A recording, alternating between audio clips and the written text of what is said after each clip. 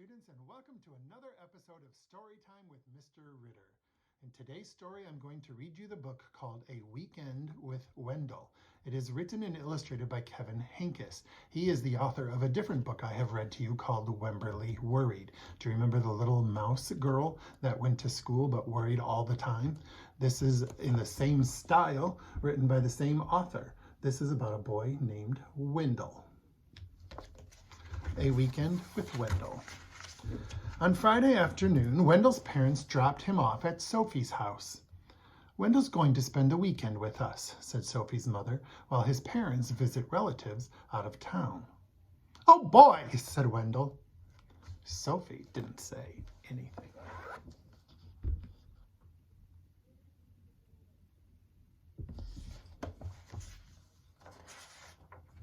After a snack, Sophie helped Wendell carry his sleeping bag and suitcase upstairs. "Well, what are we going to do now?" asked Wendell. "Do you have any toys?" Sophie pointed to her toy chest. "Is that all you've got?" asked Wendell. "I've got 1,000,000 times more than that. What else is there to do around this house?" "We could play house," said Sophie. "Only if I can make the rules," said Wendell.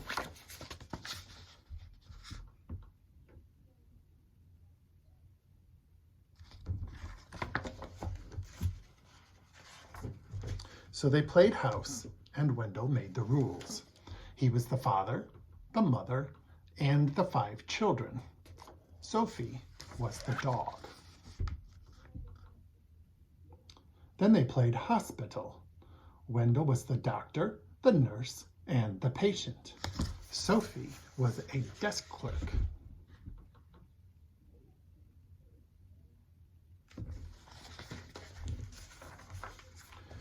Then they pretended they worked in a bakery. Wendell was the baker, and Sophie was a sweet roll. "Isn't this fun?" said Wendell. Sophie didn't say anything. At dinner, Wendell said that he was allergic to anything green, so he didn't have to eat his vegetables. And then when Sophie wasn't looking, he scooped the whipped cream off her dessert. "When is Wendell leaving?" whispered Sophie. "Soon," said her mother. "Soon," said her father.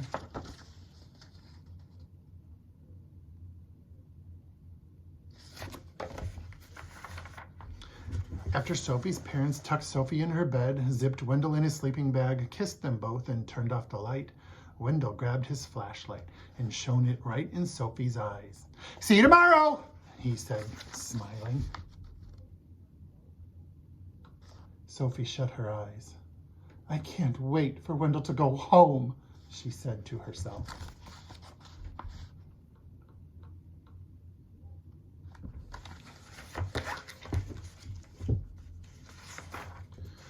On Saturday morning, when Sophie woke up, there was a lumpy blue monster jumping up and down in her bed. It was Wendell. She felt something pinch her leg at breakfast. It was Wendell.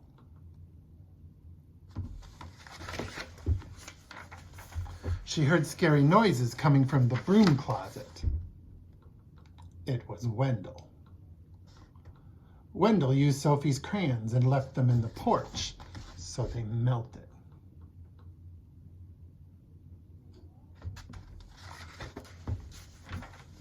At lunch, Wendell finger painted with his peanut butter and jelly. "Isn't this fun?" said Wendell. Sophie didn't say anything. "When is Wendell leaving?" whispered Sophie. "Soon," said her mother. "Soon," said her father.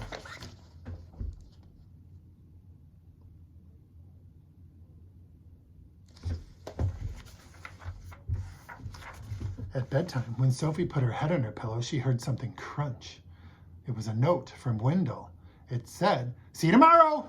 Sophie shut her eyes. "I can't wait for Wendell to go home," she said to herself.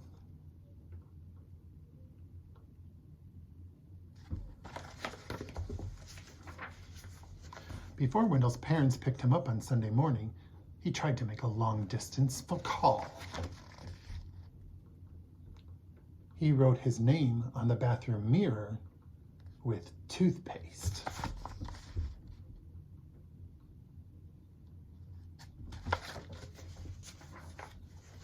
and he gave Sophie a new hairdo with shaving cream. Want to go outside and help wash this off? Asked Sophie. We could play firefighter. Oh boy, said Wendell.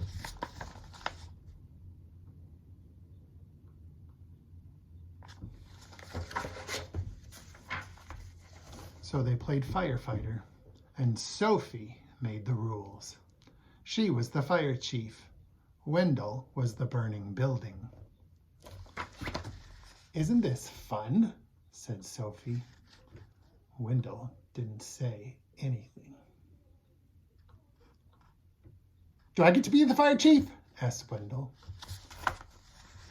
Maybe, said Sophie.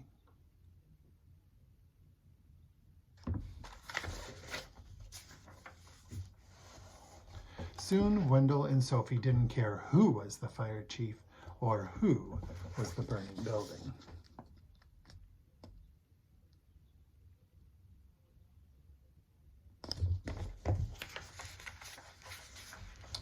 Time to go, said Sophie's mother. Time to go, said Sophie's father. Already? Said Wendell. Already? Said Sophie.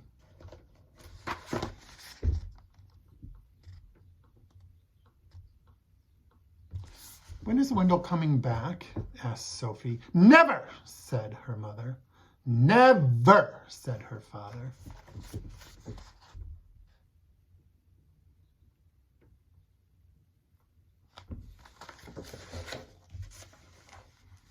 That afternoon, when Wendell unpacked his suitcase, he heard something crunch. It was a note from Sophie. It said, I hope I see you soon.